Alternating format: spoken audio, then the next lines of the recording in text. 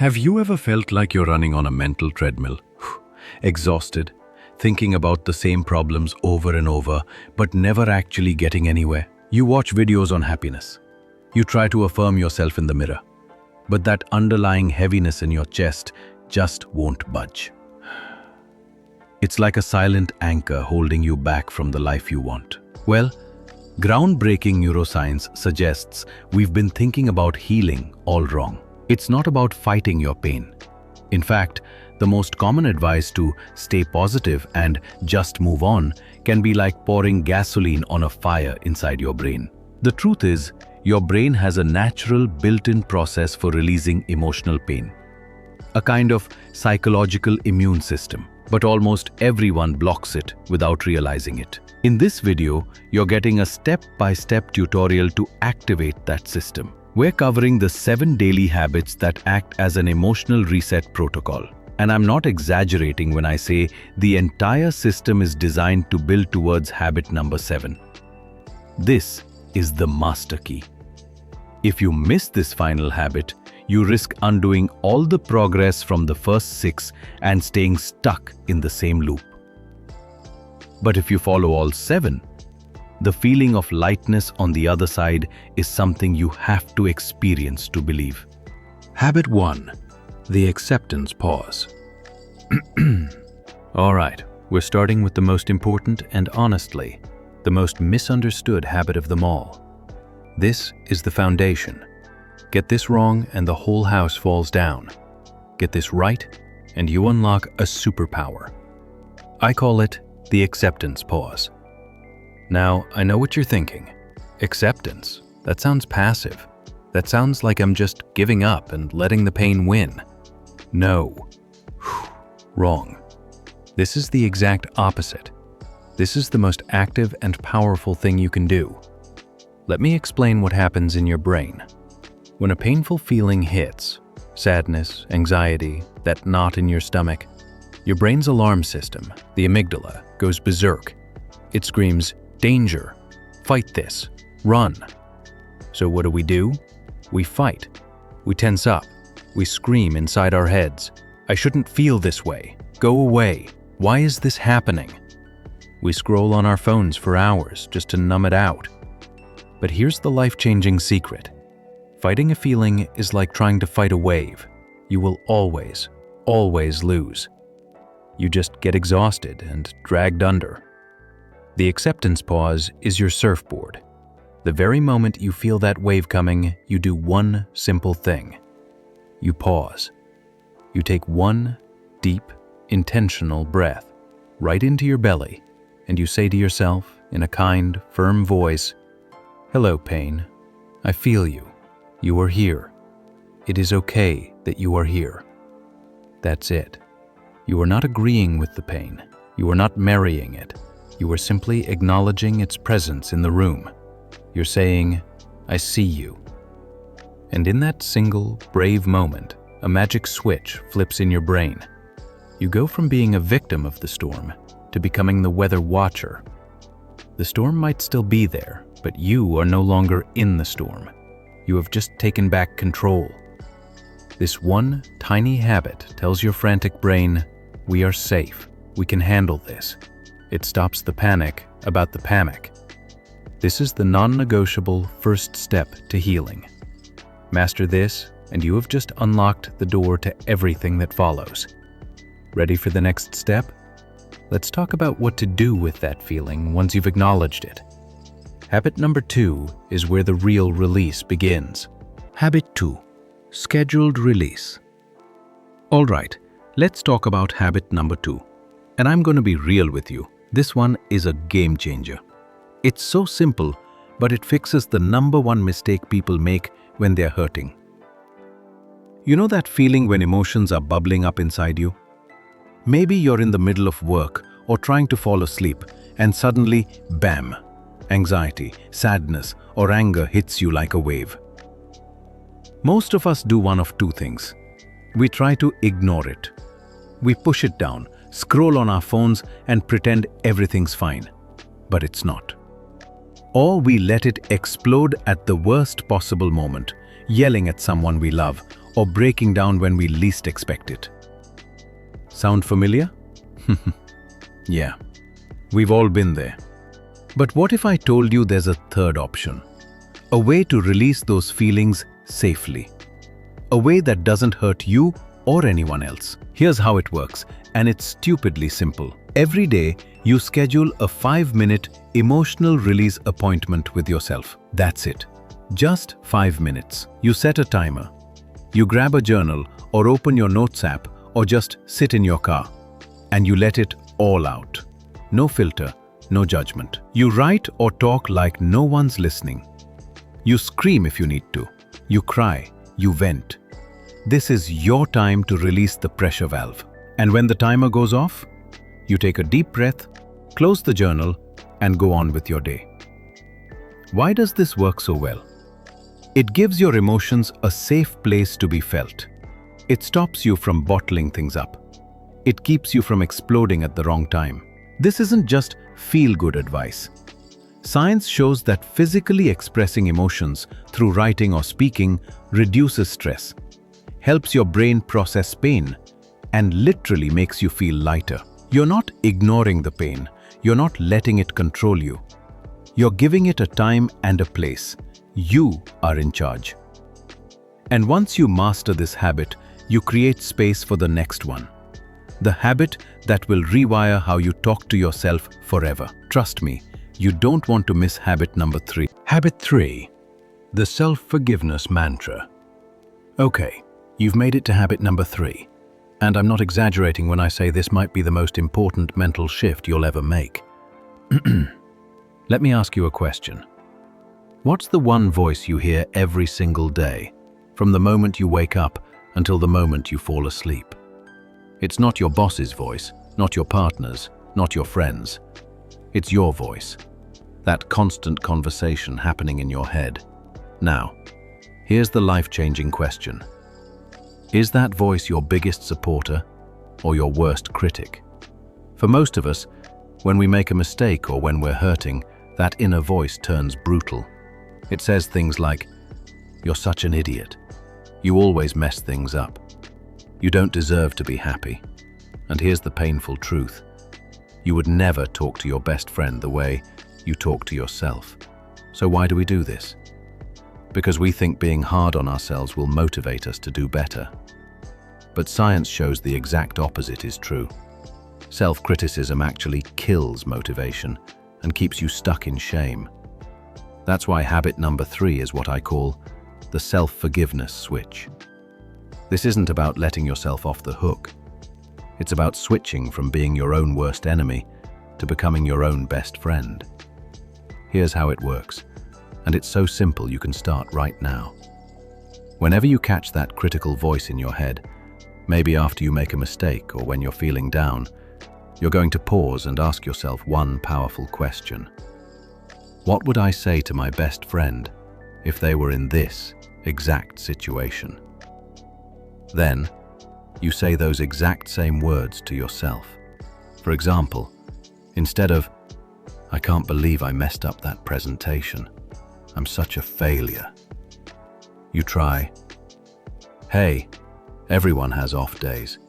You prepared well and did your best. Next time will be better." Instead of, "I'm so stupid for staying in that toxic relationship so long," you try, "You were doing the best you could with what you knew at the time. Now you know better, so you can do better."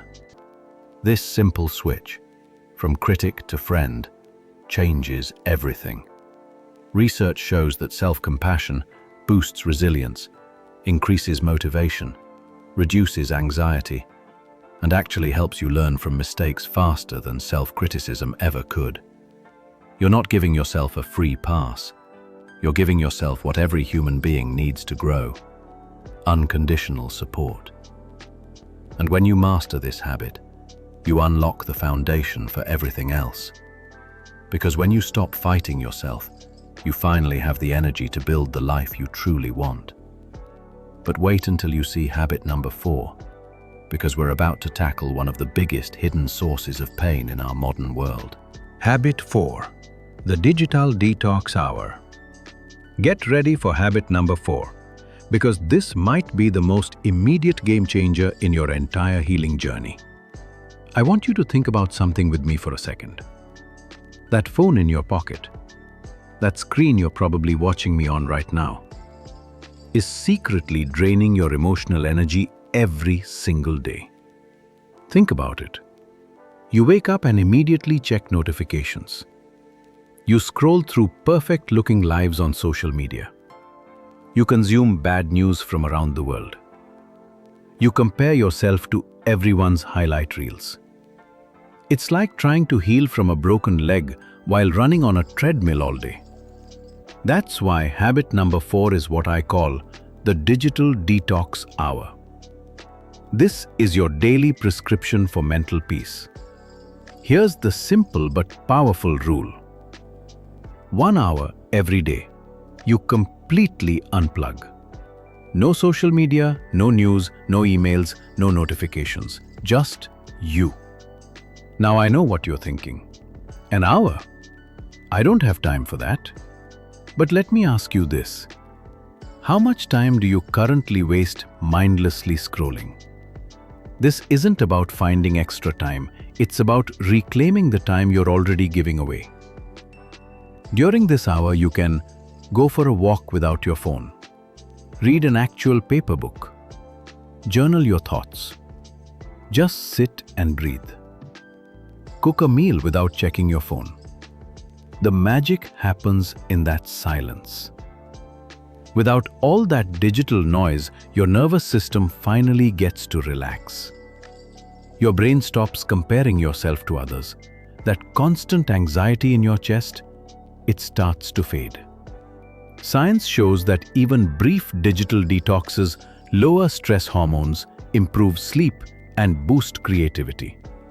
You're literally giving your brain the vacation it desperately needs. The first few days might feel weird. You might feel that phantom vibration in your pocket. That's just your brain detoxing from digital addiction. But within a week, you'll notice something amazing. You'll feel calmer, more present, and more in control of your attention. You'll start hearing your own thoughts again instead of everyone else's. This digital detox hour creates the quiet space your heart needs to finally heal. It's where you stop consuming the world's noise and start listening to your own soul.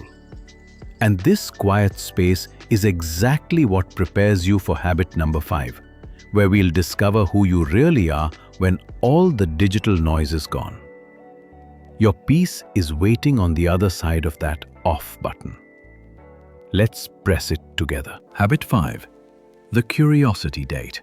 Welcome to habit number 5. And get ready, because this is where your healing journey gets really exciting. I want you to think back to when you were a kid. Do you remember that feeling? Waking up on a Saturday morning with this sense of wonder? That excitement about what the day might bring? Maybe it was exploring your backyard, drawing for hours, or just being fascinated by bugs on the sidewalk. Somewhere along the way, between responsibilities and routines and all that adult stuff, we lost that. We lost that sense of play, that sense of curiosity about life. But here's the secret. Your inner child isn't gone. They're just waiting for an invitation to come out and play again. That's why habit number 5 is what I call the curiosity date. This is your weekly appointment with wonder, your scheduled time to rediscover what makes you feel truly alive. Here's how beautifully simple this is. Once a week, you take yourself on a 30-minute date to explore something you're curious about. No pressure to be good at it. No goal to achieve. Just pure, joyful exploration. Maybe you visit a park and actually notice the different types of leaves. Try drawing something, even if it's just stick figures. Wander through a bookstore and see what catches your eye. Try cooking a new recipe with ingredients you've never used. Put on music and just dance in your living room. This isn't about being productive. This is about remembering what it feels like to be alive, to be present, to be fascinated by the world around you. When you do this, something magical happens in your brain. You activate what scientists call novelty-seeking pathways. You literally wake up parts of your brain that have been asleep. You start producing dopamine, the feel-good chemical of discovery and wonder. That heavy emotional weight you've been carrying, it starts to feel lighter because you're filling your life with things that actually bring you joy.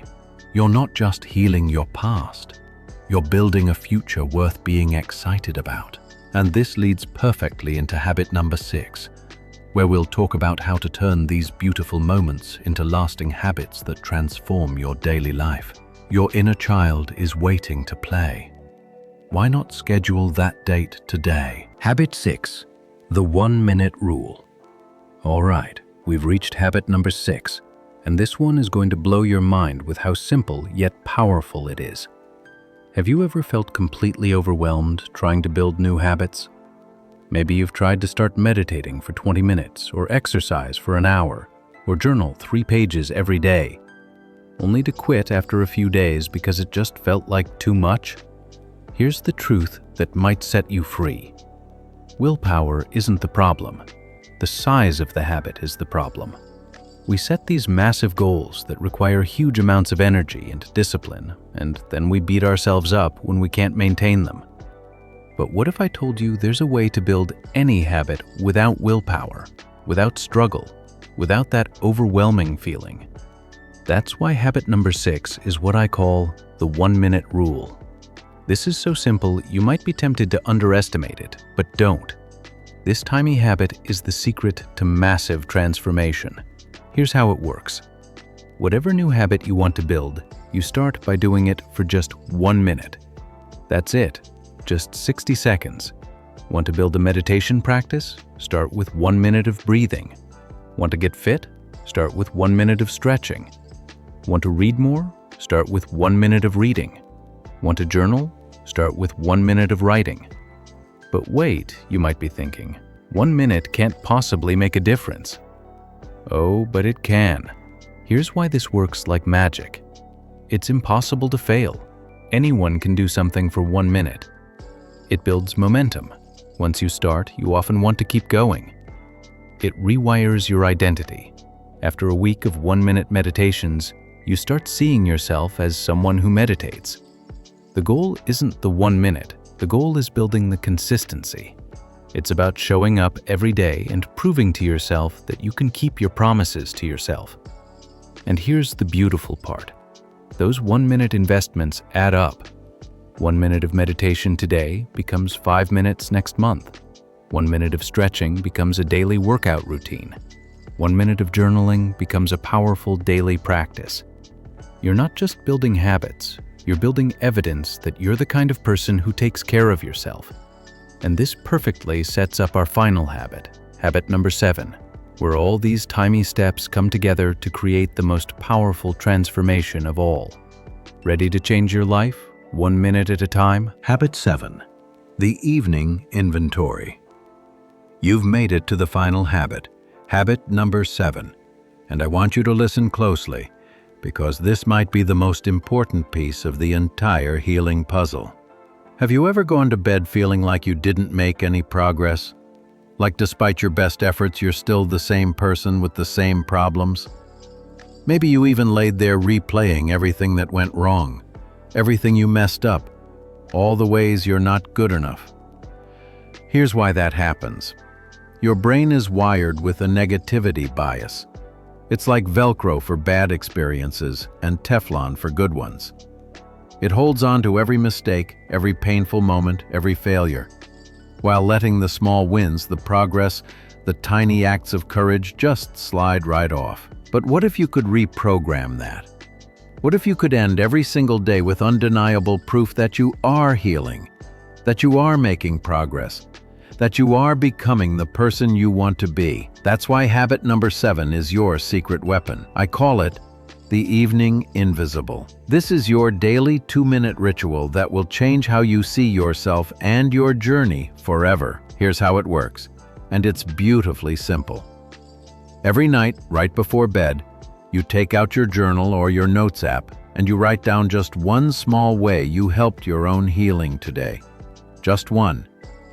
It doesn't have to be big, it doesn't have to be perfect. For example, today, I took 3 deep breaths when I felt stressed. I did my 1-minute meditation. I was kind to myself when I made a mistake. I drank an extra glass of water. I did my digital detox hour. That's it. You're not looking for massive achievements. You're collecting evidence of your daily progress. Why does this work so powerfully? Because you're literally training your brain to look for the good. You're creating a running list of proof that you are moving forward, even on days when it doesn't feel like it. And when you do this consistently, something magical happens. You start going to bed feeling proud of yourself. This final habit is what locks in all the other 6. It's the ribbon that ties your entire healing journey together. It's your daily reminder that every small step counts, that you're moving in the right direction, and that you truly are becoming the best version of yourself. You've got this. And now, you've got the complete toolkit to make it happen. And there you have it, your 7-habit blueprint to release emotional weight and finally feel lighter. If this video helped you, do me a huge favor. Hit that like button to let me know you want more content like this. Subscribe to the channel and turn on notifications because we break down life-changing habits every single week. And most importantly, tell me in the comments below, which one of these 7 habits are you going to start with first? Your answer will help guide what we make next. Remember, healing is a practice. You don't have to be perfect, you just have to start. You've got this. Thanks for watching. I'll see you in the next one.